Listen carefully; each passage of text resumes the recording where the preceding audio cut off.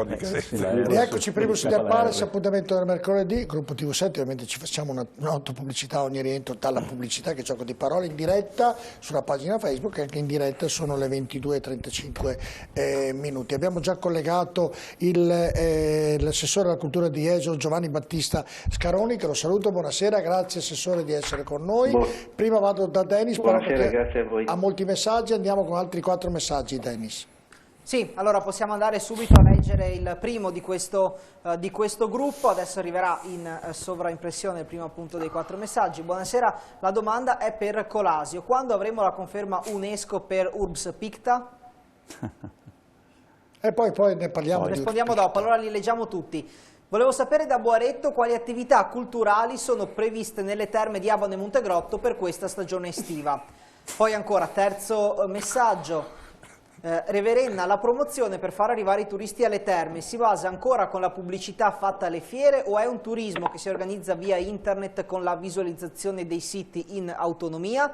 E poi andiamo con l'ultimo messaggio, benissimo pensare al turismo, ai viaggi e alle vacanze, purtroppo però molta gente ha perso il lavoro e per tanti i pensieri sono altri. È vero anche questo. Vabbè, allora ritorniamo al ragionamento che avevamo fatto prima della pubblicità, dove ovviamente ci vogliono degli investimenti, poi parleremo anche con Jesolo ovviamente, per promuovere le località turistiche, ognuno lavora per conto proprio, io condivido molto il ragionamento che fa Bozzolo, e prima stava intervenendo, prima della pubblicità, credo Boaretto, che parlava con Colasio, quindi stavate discutendo su questo se non sbaglio, e vi ho interrotto per la pubblicità. Non si ricorda più cosa stavo dicendo, vero? No, la promozione che bisogna fare, che purtroppo... No, ha detto che Padova non le dà una mano e via discorrendo. No, la questione è che purtroppo il territorio nel suo complesso si sta mostrando sempre diviso, con tante idee, con tante iniziative che sono singole e non hanno la forza e l'impatto sull'immaginario e sulla scelta delle nostre località da parte dei nostri Ma perché succede clienti. questo? Succede quello che dice Bozzolo, facciamo queste trasmissioni, ne parlate tra di voi, poi dopo questa trasmissione, che la reputo molto interessante in prospettiva, nessuno prende una decisione per fare qualcosa di importante, tanto usciamo da qui e tutti la pensiamo, sì, tutti non hanno fatto nulla. C'è un problema di coordinamento strategico. A Padova noi abbiamo creato ancora 4 anni fa un tavolo delle categorie. Questo è servito all'istituzione, che è stato molto decisionista in questi ultimi anni, lo riconosco, però a sentire le esigenze.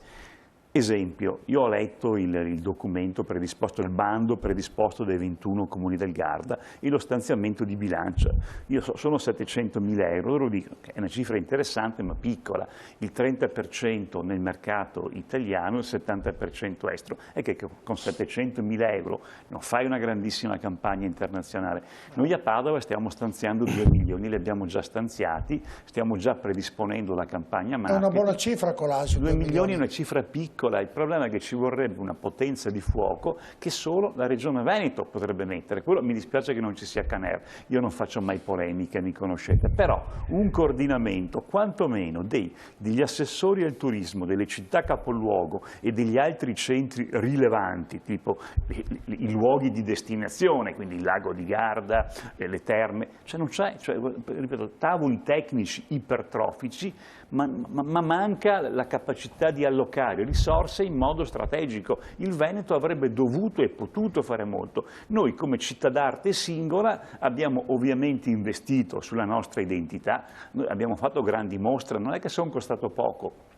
Portare Van Gogh a Padova, signori, ha significato milionate di euro, ma l'abbiamo fatto strategicamente, in parte l'imprenditore privato, in parte noi. Come dire, le grandi mostre sono per noi un grande vettore, perché promuovono Padova a livello nazionale e internazionale. Ma secondo lei nel ragionamento che è corretto, perché nessuno va da Canere e fa questa proposta tutti uniti assieme? Come dire, è l'assessore al turismo della Regione Veneto, io credo che il suo compito dovrebbe essere quello di definire un budget e coordinare con le principali, si chiamano OGD, organizzazioni di gestione della destinazione, una strategia unitaria, ma al momento io non la vedo, non ripeto. Noi la porteremo questa sua... dovete chiamarlo qui e discuterne con lui, nel senso che... No, l'avevamo invitato. Lo so, ma la Regione Veneto ha un ruolo strategico, su molte cose ha dei bravissimi professionisti. Mi sembra che manchi una visione. Noi siamo stati molto aggressivi come città di Padova perché avevamo ambizione, no? L'UNESCO crescere in modo esponenziale nelle presenze turistiche, abbiamo una strategia, abbiamo delle idee, le stiamo perseguendo con determinazione feroce, vorrei dire. Ecco, nella Regione Veneto non ho visto questa determinazione, non vedo una conseguente logica d'azione.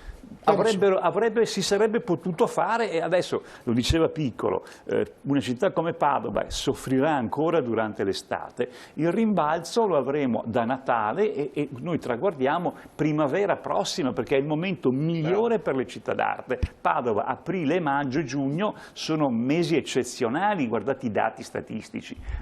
Stiamo lavorando in questa direzione e stiamo mettendo una vagonata di soldi, ma ce li siamo andati a cercare, non è che abbiamo avuto una concertazione strategica con la Regione, che avrebbe dovuto dire le principali destinazioni, voi mettete 1 milione, effetto volano, io ti metto un altro 1 milione. Io non ho sentito dire questo e sarebbe stato utile per tutti i comparti, come dire, azioni strategiche coordinate. È quello che abbiamo fatto su scala locale, andava fatto sulla scala macro. Sulla scala macro, io non l'ho visto nulla. Assessore Scaroni, d'accordo anche lei, anche se lei non è una città ovviamente come Padova, come Verona, come una città di cultura, ma un luogo turistico. Però d'accordo nel ragionamento che condivido che fa Colascio, lui dice praticamente, mi sembra molto chiaro, uniamoci, nel ragionamento che faceva tra l'altro Piccolo, uniamoci tutti assieme, la Regione deve essere ovviamente la protagonista di questo e facciamo crescere bene questa Regione, d'accordo in questo ragionamento? Assolutamente sì, guardi, mai come adesso bisogna cercare di fare squadre e far sistema intorno veramente a quella che è un'esigenza reale, cioè costruire un percorso sempre più finalizzato a promuovere le nostre località. Jesolo fa circa 6 milioni di presenze l'anno, non può però appunto fermarsi in quella che è la promozione e soprattutto fare squadra con le altre città. È giusto, io mi ricordo un intervento di Renzo Piano che disse che se noi guardiamo le città del Veneto dall'alto possiamo immaginare un'unica grande città. Beh, forse questo è lo spirito che dovremmo usare noi amministratori nel dire che probabilmente è proprio il momento di vedere una grande città e quindi ognuno con le proprie peculiarità, però penso che sia il momento proprio di fare squadra. Ovviamente il Covid ha determinato ancora di più questa esigenza, perché anche noi ovviamente non ci possiamo arroccare una posizione di dire beh facciamo le 6 milioni presenze e quindi va bene, no, anzi Jesolo rimane una delle prime 10 città più visitate d'Italia, però questo ovviamente non deve andare al 15° posto, ma l'ambizione deve essere quella di portarla ai primi posti, quindi non fermarsi assolutamente sarebbe un errore, anzi trovo veramente giusto e sensato il ragionamento fatto in studio. Ecco, senta, in prospettiva l'estate come si presenta per Jesolo? È ricca di giovani, ma Jesolo la conosciamo, una spiaggia frequentata da moltissimi giovani, ha una particolarità proprio in questo, ecco, cosa prevede ovviamente Jesolo per quest'estate? Guarda, Jesolo adesso ovviamente la priorità è quella di dare il via alle spiagge, dal 15 maggio inizieranno a essere pronte le spiagge con i servizi anche ovviamente degli assistenti bagnanti e la sicurezza. Avremo sempre l'app di J-Beach, che è l'app tra penso una quindicina di giorni, pronta anche quella per il discorso di posti in spiaggia per le spiagge libere. Jesolo poi sa che stiamo completando il museo civico, stiamo completando quasi 4-5 piste ciclabili in realizzazione e inizio lavori a breve, quindi Jesolo sì ha il suo DNA di mare e spiaggia, ma dobbiamo e riusciremo comunque a vendere chiaramente non solo il mare e spiaggia, ma dobbiamo vendere anche tutto quello che Jesolo può offrire in alternativa. Colascio, nel ragionamento che ha fatto, se Maometto non va alla montagna, non è che la montagna può andare da Maometto, cioè se Carner non viene e non fa questa proposta, non è che qualcuno di voi va lì e fa questa proposta, domanda è... Diciamo che io credo che qui debbano svolgere un ruolo importante. Qualcuno si fa protagonista? Sì, ma devono essere le associazioni di categorie, nel senso che prevalentemente la palla ce l'ha in mano il presidente Zaia e l'assessore Caner. Le associazioni di categoria hanno l'autorevolezza, la forza per far capire al presidente Zaia e a Caner che qualcosa non sta funzionando. Ripeto, lo dico col massimo rispetto perché poi sono protagonisti importanti delle politiche regionali. È evidente che forse qualcosa è mancato e, ripeto, credo che molti dei presenti siano protagonisti importanti, rappresentano interessi reali, diciamo, più che un assessore di città d'arte come me. Penso che l'input strategico debba venire dalle categorie. No, c'è già stata un'interlocuzione in questo senso. Come associazione di categoria e come sistema Confturismo abbiamo preparato un documento con l'inizio della nuova legislatura dove si declinava l'esigenza di cominciare a mettere a regia. Hanno risposto a questo documento? No, per il momento hanno detto che ci dovremo aggiornare nei prossimi giorni, proprio in virtù del fatto che tra non molto si declineranno le modalità con cui utilizzare le risorse 21-27. Però solo perché il presidente Zaia ha sempre detto, noi l'abbiamo avuto tutti i giorni, anche ospite qui da noi, ha sempre detto che il turismo è una delle aziende più importanti del Veneto e faranno di tutto e di tutto per tutti per dare un contributo, una mano a questo ramo di lavoro che oggi è penalizzato in maniera, come diceva prima Masò, incredibile. E quindi la Regione Veneto, nel nome del suo presidente, aveva detto questo, quindi non avete ancora trovato un... No, allora abbiamo una disponibilità enorme da parte della direzione turismo nella figura del direttore che sta prendendo in mano proprio tutta quanta la nuova programmazione per il quinquennio del nuovo mandato. E sta chiudendo quella che era la programmazione 2020, che era figlia di un piano strategico che prevedeva una serie di iniziative ante pandemia, per cui si parlava di destagionalizzazione dei flussi e di regolamentazione su quello che sono i flussi turistici. Oggi questo problema non si pone, cioè semmai abbiamo il problema al contrario che della rigenerazione dei flussi turistici, per cui vanno cambiate anche le dinamiche del marketing promozionale. E su questo, così rispondo anche al messaggio che era arrivato prima, nel momento in cui si fa promozione bisogna avere un utilizzo buono degli strumenti. In passato è capitato spesso purtroppo che si confondevano gli strumenti come la panacea di tutti i mali o la soluzione di determinati problemi, per cui ci si è spinti molto sul social e sul digital, che è sicuramente importante, ma per esempio per quanto riguarda il comparto delle terme significa aver atrofizzato e compresso ancora di più la presenza degli ospiti, perché chi acquistava prodotto nell'ambito del social e del digital non utilizzava più il fiore all'occhiello delle terme, che sono le cure e che è il loro petrolio, ma cominciava ad utilizzare molto di più la spa e il benessere.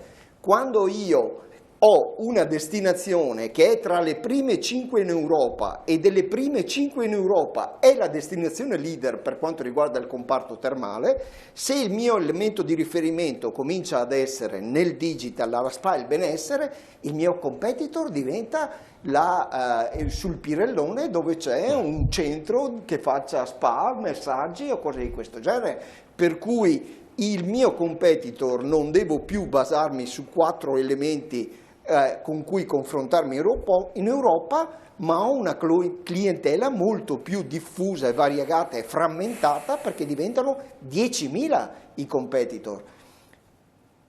Primo aspetto. Secondo aspetto, le fiere non è un problema, non è stato un problema e non lo è in questo momento, anche perché l'ultimo anno e mezzo il comparto delle fiere è un altro elemento che è stato chiuso, per cui non hanno potuto operare, però vorrei ricordare che l'elemento delle fiere per chi fa turismo è un elemento che forse economicamente meno vantaggioso nell'azione di promozione e di marketing, ma è estremamente utile, perché è l'unico elemento di comunicazione che ti permette di avere un rapporto diretto con il tuo potenziale cliente. Ha ragione, guarda, e quindi ti dà la dimensione di quello che è il sentiment che il cliente ha della destinazione che gli stai proponendo o del prodotto turistico che gli stai proponendo. Guarda, le faccio un esempio nel suo ragionamento che sta facendo, visto che abbiamo l'assessore alla cultura di Jesolo, faccio che il nome non è che faccio, il campeggio di Cavallino Treporti Maria di Venezia, faccio un esempio, no? Ecco, ha degli agenti che vanno a vendere e a promuovere quel campeggio e ospita ospitava credo 11 o 12 mila turisti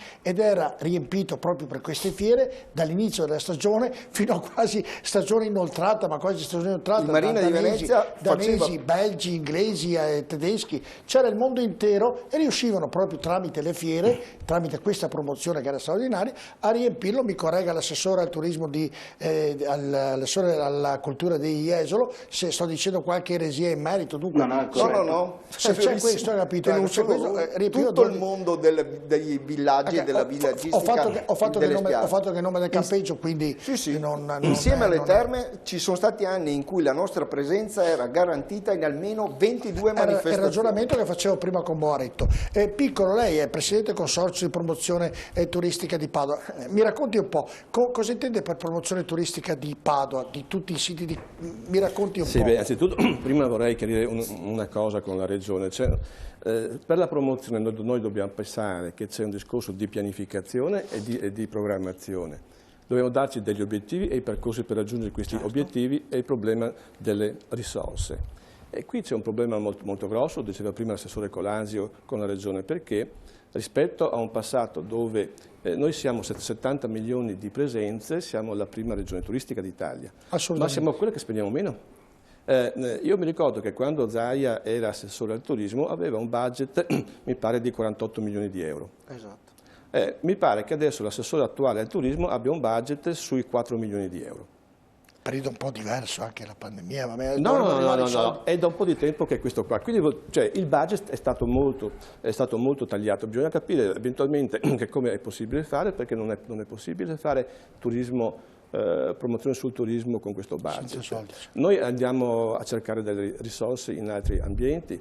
La programmazione ha bisogno di tempi lunghi. Noi in questo momento, diceva prima l'assessore Colasio, stiamo pensando al 2022, stiamo pensando allora, stiamo inventando dei prodotti nuovi e quindi stiamo creando con degli operatori locali delle esperienze particolari da provare sul territorio e da poter vendere. Stiamo pensando a degli investimenti sul digitale, perché ad esempio, diversamente dalle terme dove la clientela è un po' diversa dalle città d'arte, nelle città d'arte invece l'utilizzo del digitale per capire che esperienza provi in quella città è molto utilizzato, e quindi noi stiamo pensando a fare forti investimenti. Dovrebbe andare online il sito del Comune di Padova, dell'OGD, della realtà turistica padovana, entro l'estate, e noi pensiamo di fare un forte investimento sul digitale per il 2022. Lo faremo partendo con alcune fiere che facciamo in autunno. A ottobre e a novembre faremo alcune fiere nazionali ed internazionali. Dopodiché durante l'inverno faremo una grossa campagna sul digitale, una campagna di comunicazione, comunicando le esperienze, i prodotti che stiamo costruendo in questo momento con gli operatori.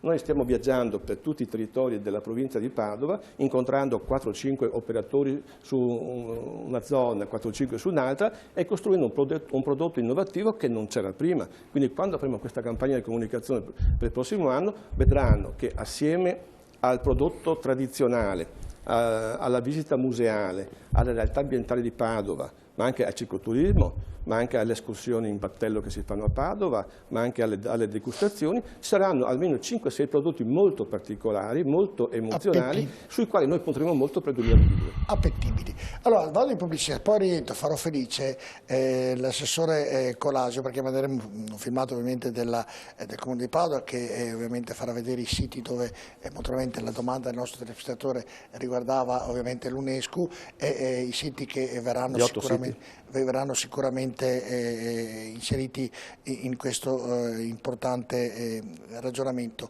E tra l'altro lo anticipo perché io sono fiero, perché 2 anni fa più o meno, Colasio, io sono stato il moderatore di una giornata importantissima all'Università di Padova, all'Aula Magna, dove c'erano tutti gli addetti dell'UNESCO a livello così, proprio dove avevamo iniziato la strada per arrivare a quello che dopo la pubblicità parleremo con l'assessore Colasio, e poi parleremo anche della salone nautico, non mi veniva la parola salone, lei me l'ha ricordato puntuale. A tra poco.